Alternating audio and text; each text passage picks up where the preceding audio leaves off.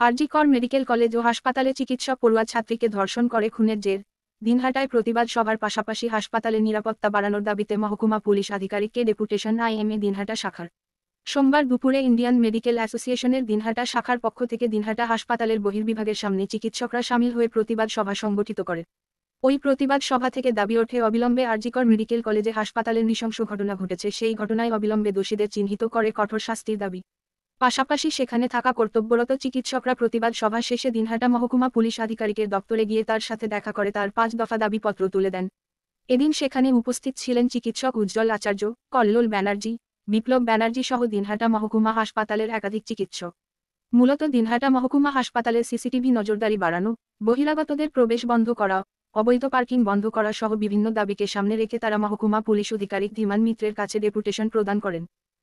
কি করে আমাদের যে জুনিয়র সহকর্মী, আমাদের বোন, যাকে নির্মমভাবে ধর্ষণ করে হত্যা করা হয়েছে, তার প্রতিবাদের জন্য এবং আমাদের নিরাপত্তা, স্বাস্থ্যকর্মী এবং মহিলা যারা স্টাফ আছে তাদের নিরাপত্তা সুনিশ্চিত করার জন্য এবং হাসপাতালে যে অবৈধ লোকের অনুপ্রবেশ এবং বিভিন্ন অসামাজিক কার্যকলাপ তার বিরুদ্ধে আমরা প্রতিবাদ জানাতে আজকে এসডিপিও সাহেবকে ডেপুটেশন দিয়েছিলাম দিনহাটা আইএমের পক্ষ থেকে।